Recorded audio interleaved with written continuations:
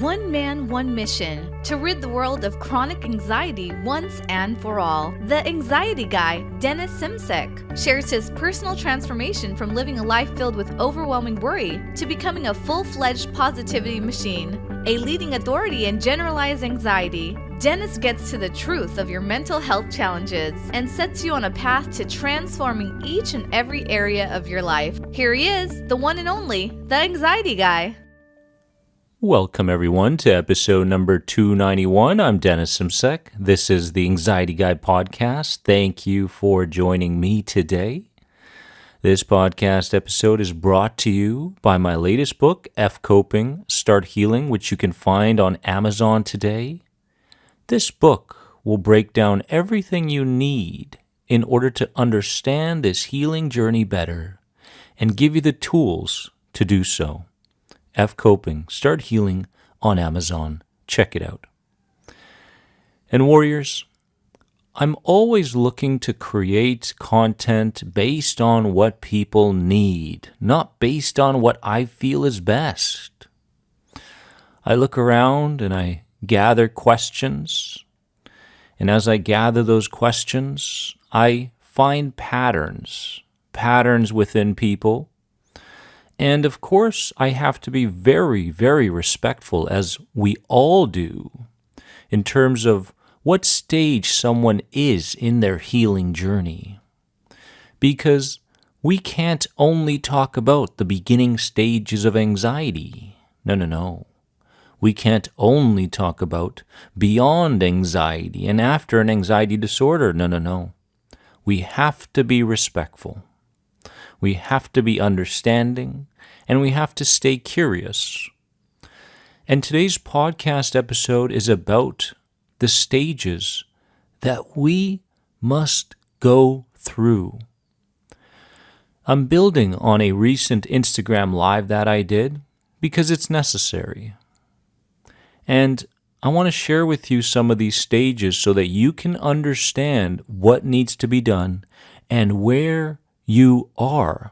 Most importantly, where you are on this healing journey.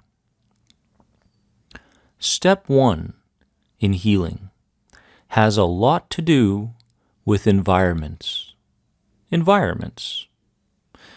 Because what's interesting is that we tend to get feelings, we tend to get intrusive ideas, we tend to get symptoms around environments, or even imagining a future environment that we're going to be in. And this is the inner child saying, don't go there. Don't go there because in the past something has happened. Something has happened which made us feel very, very overwhelmed to the point of freezing. We don't want to freeze again, so here are these symptoms. We need to make peace with our environments. What this means is that when you do get a symptom, and I'm not only talking about bodily symptoms, I'm talking about all sorts of different symptoms. When you do get a symptom, a sign, a message from that inner child subconscious, you must go, oh, this is the place, or this is the time, or this is the person, this is the situation where I must guide my own inner child away from it feeling threatened and towards safety. That's it. Can you imagine going about your day with this kind of mindset rather than so frantic all the time? What a change. Stage 1 is making peace with the environments you need to, areas of past pain. No longer will these be threatening or painful environments. Rather, they can be peaceful ones. Then we move up to behaviors. Our actions start to automatically shift as we make peace with those past environments.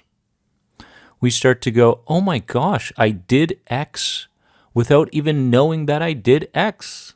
I didn't give it any thought. I can't believe I spoke that way. I can't believe I behaved that way. I can't believe I took that action. Has that happened to you recently? Because if it has, welcome to stage 2. In stage 2, things are becoming slightly more unconscious. They're becoming slightly more automatic. This is good. This is good.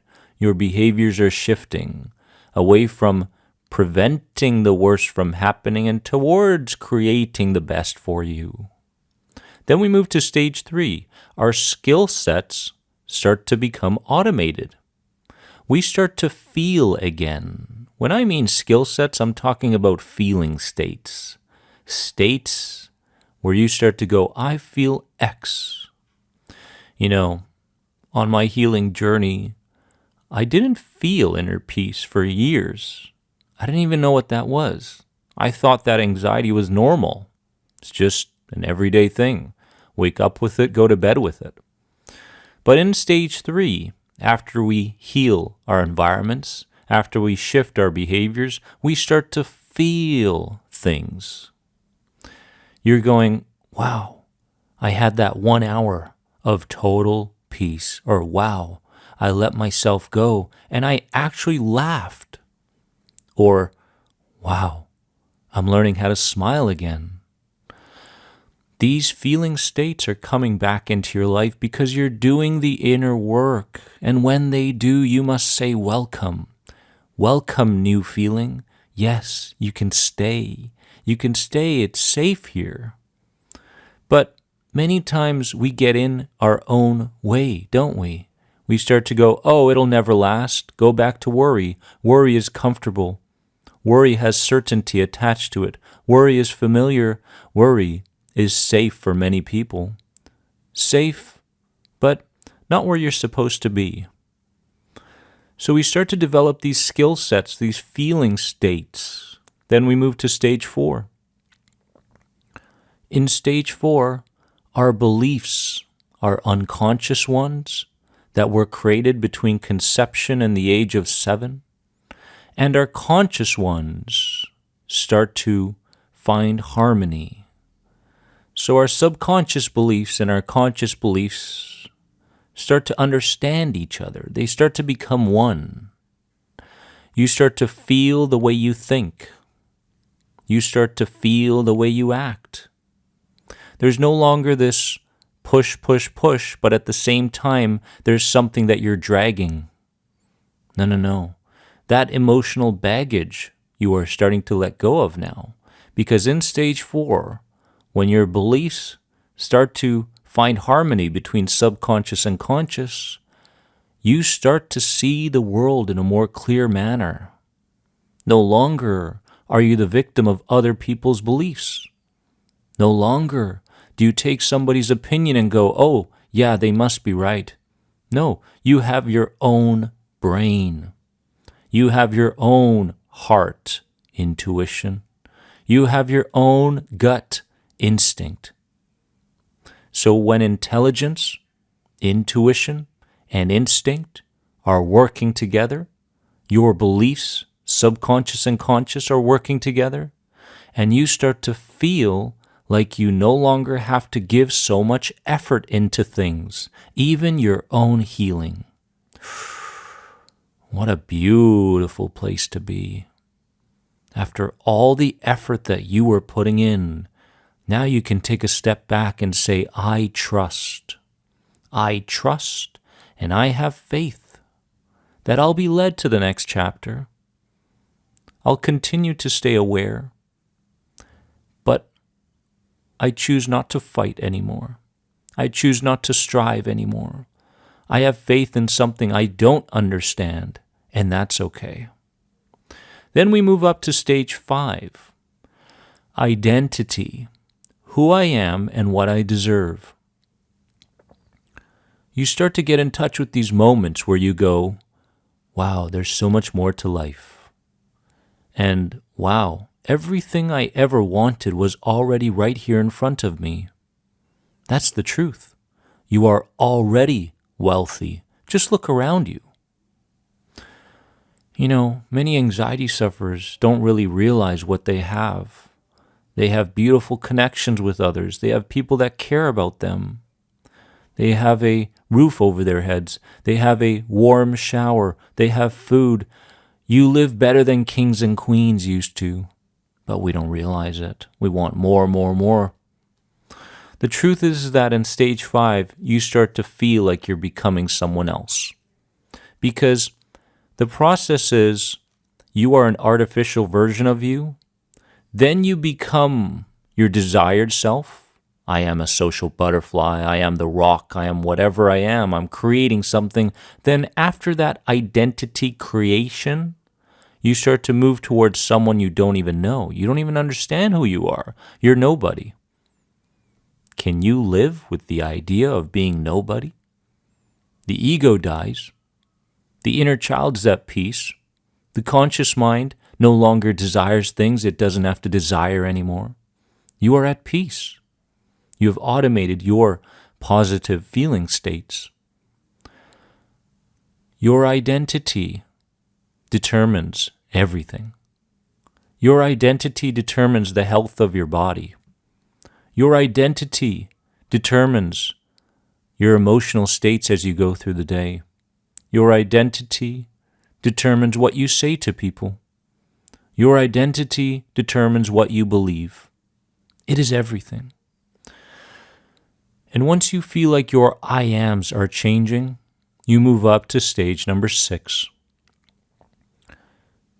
In stage 6, you are met with purpose and mission.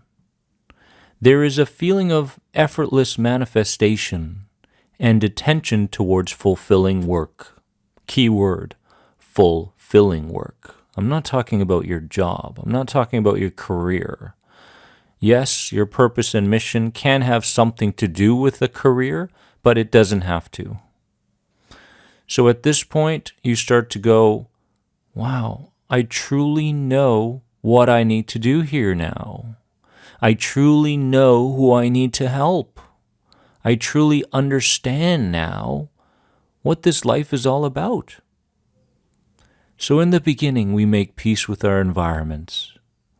Then our actions start to change. Then we start to gain these skill sets back. Feelings are skill sets. You must strengthen them. Then we create harmony between our inner child beliefs, 0 to 7, and conscious beliefs. Our beliefs are now working together. Then we feel like we can change our I ams. I am no longer who I thought I was. I am now in the afterlife. The afterlife isn't after death. The afterlife is after an anxiety disorder. You won't hear that anywhere else but here. That is the afterlife. Because that life that you used to live, that wasn't a life. You were looking to survive. You were looking to please everybody but yourself. That's not a life. Making other people's dreams come true? No. This is your second chance. So take it. As your identity starts to change in stage 5. And finally, your purpose and mission in stage 6. You're no longer so caught up in the edits that your mind is making. You follow your heart. And I know you've heard that before. And maybe you understand it, maybe you don't. But your heart has a voice. Your heart has a sense. And when we stop respecting these intrusive thoughts and identifying with them so very much, the voice of our heart starts to become louder. When it does, we must listen. These are the stages of healing. Where are you? And of course, you can go up and you can go down. Don't get caught up so much in, oh, I'm just in stage 1, 2, 3, 4. It doesn't matter. So many people today are so caught up in where they are that they're forgetting where they're going. Never forget where you're going and who you're becoming, because you mustn't lose that image. You mustn't lose that image. Warriors, I love you from the bottom of my heart. I'm proud of you. You should be proud of your transition. No matter what stage you're in, you're supposed to be in this stage. Learn from it. Accept it. Love it, in fact. and be curious about what's to come. Be curious about what's to come. You are more than anxiety. Do you know somebody that's suffering? Share this podcast with them, and I'll see you in the next episode. Bye-bye.